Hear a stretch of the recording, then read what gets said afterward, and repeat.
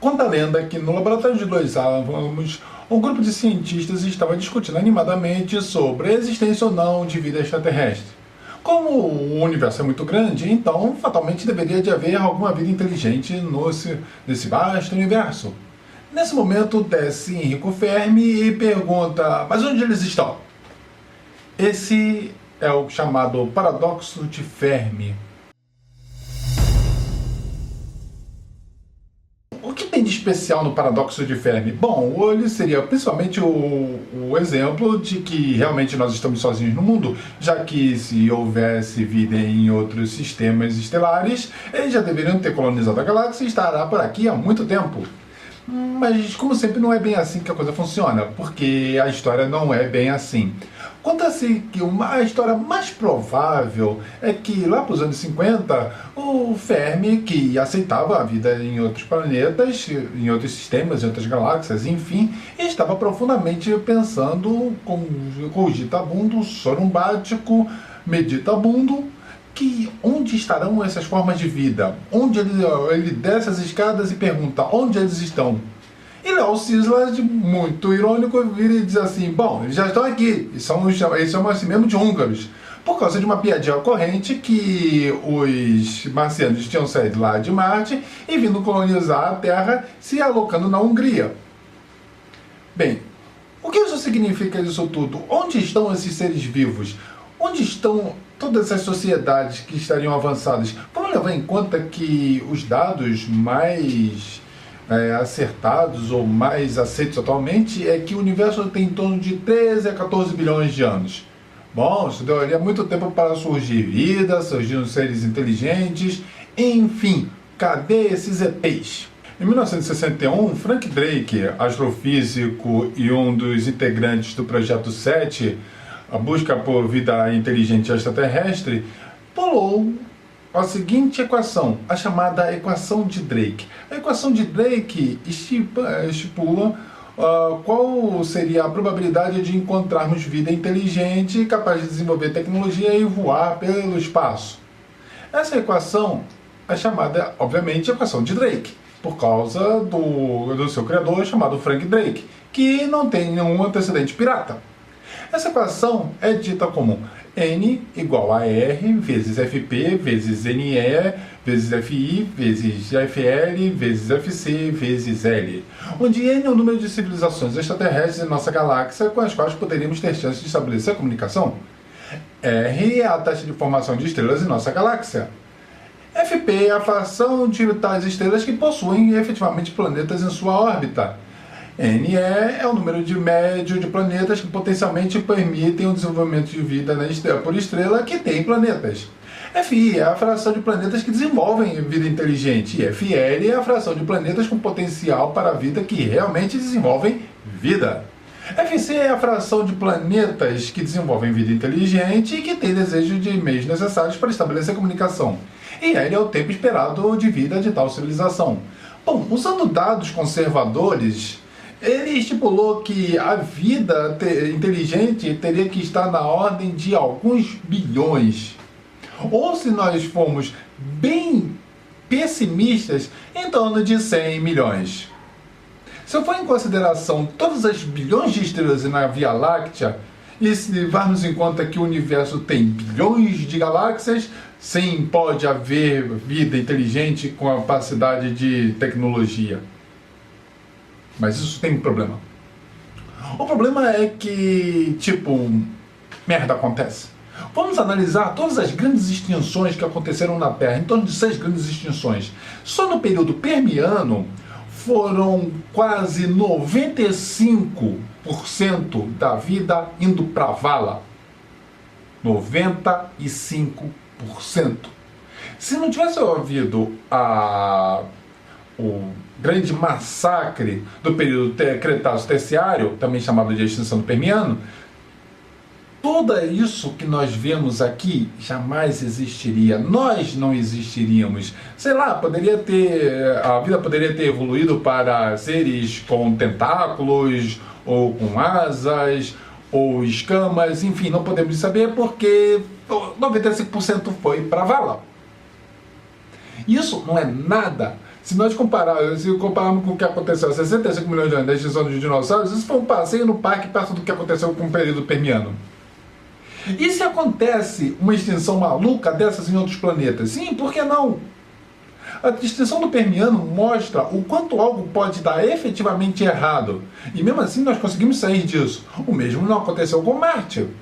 Marte tem os sérios problemas. Por exemplo, estipula-se que Marte não tem magnetosfera. O seu núcleo ferroso, ele não está em convecção como o da Terra. Ou seja, não geram campos magnéticos. Ou seja, Marte não tem magnetosfera. E por que a magnetosfera é tão importante? Simplesmente que quando o Sol não está nos seus melhores dias, ele expulsa partículas de altíssimas energias. Na Terra, eu ia falar aqui no Brasil, mas o Brasil não é a Terra. Enfim, aqui na Terra, nós temos essa magnetosfera que nos protege. E os raios, eles se desviam, como se fossem balas ricocheteando numa parede. E isso forma o que nós conhecemos como auroras, as auroras boreal e austral. Bom, Marte, não tendo isso, ele é açoitado dia após dia, noite após noite, seguidamente, ao longo de meses, ao longo de anos, por partículas de alta energia que acabaram roubando parte da atmosfera. E sem falar que ele tem uma gravidade muito menor que a da Terra, ou seja, a atmosfera que ele já tinha já não era muito bem presa por causa da força da gravidade, que é uma força ridiculamente fraca, temos que lembrar disso. Então o que ele tinha foi embora, ficando uma fina camada de gases. Ele não tem camada de ozônio, então ele é bombardeado por intensos raios ultravioleta. E isso não é muito legal para seres vivos. Mas temos o caso de Vênus também. Vênus é outro exemplo de como as coisas sempre podem dar errado. Tudo deu errado em Vênus. Tudo. A sua atmosfera é riquíssima, muito rica, muito legal mesmo em dióxido de carbono e ácido sulfúrico. Sim, há ácido em suspensão lá no ar de Vênus.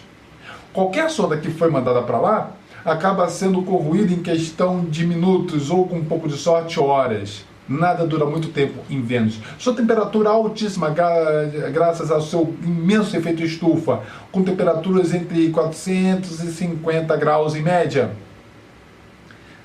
Ficar numa temperatura de 450 graus não é nada fácil. E se você vem aqui no Rio de Janeiro e passa por uma temperatura de 40 graus e já coloca os bafos para fora, faz uma ideia do que é ser Vênus. Vênus deu errado.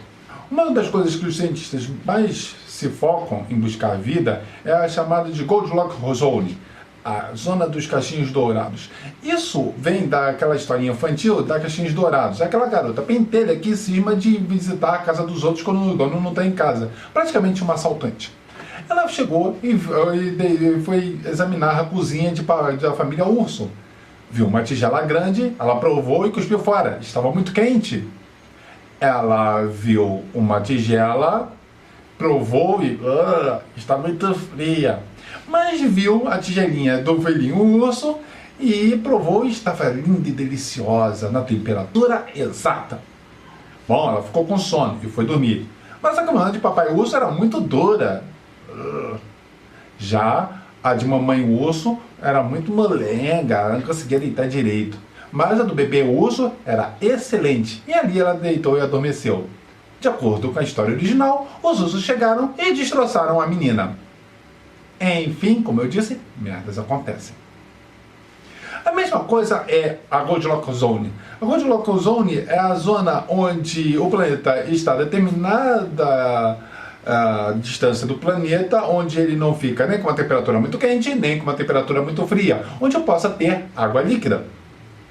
Aí vem a falácia da poça d'água, onde dizem que Deus incrível e maravilhoso fez este planeta para nós vivermos. Sendo que nós vivemos exatamente porque já existe esse planeta. É como a falácia da poça d'água. A falácia da poça d'água diz o seguinte, que um dia um pouco d'água estava numa poça e adquiriu consciência. Como toda fábula, essas magias acontecem. Tipo, a poça d'água pensa, existem cobras falantes, burros falam, etc, etc, etc. Bom, mas aí a poça d'água pensou assim, puxa, como eu estou legal nessa depressão. Como eu estou bem confortável aqui, veja como eu me espalho e fico bem confortável aqui. Com certeza, alguma entidade superior fez esta depressão para eu ficar aqui. Aí veio o pessoal da companhia de água, limpou tudo, passou o cimento, alisou a calçada e pronto, já era a poça d'água. É mais ou menos como a extinção do Permiano e outras extinções que mandam os seres vivos para falar. Qual o problema da equação de Drake? A equação de Drake é totalmente aleatória. Tipo, eu chuto os valores. Eu sei que existem os bilhões de estrelas, mas como eu posso saber qual vai ter vida? Como vai ser? Como ela vai estar na temperatura ideal? Ele pode ter a temperatura. Não significa que vai desenvolver vida, porque nós desenvolvemos uma coisa chamada química. E a química nos explica que eu preciso ter certos compostos para reagir entre si. Não necessariamente aqueles compostos precisam estar ali. E ele não estando ali, as reações não irão ocorrer. Se eu colocar tipo hidrogênio e oxigênio numa mistura, isso não significa que vai aparecer água. É preciso de ter vários fatores. Se isso fosse possível, eu teria vida em todos os cantos. Então, isso faz com que a gente perceba o quanto a vida é rara e nós não somos nada especiais.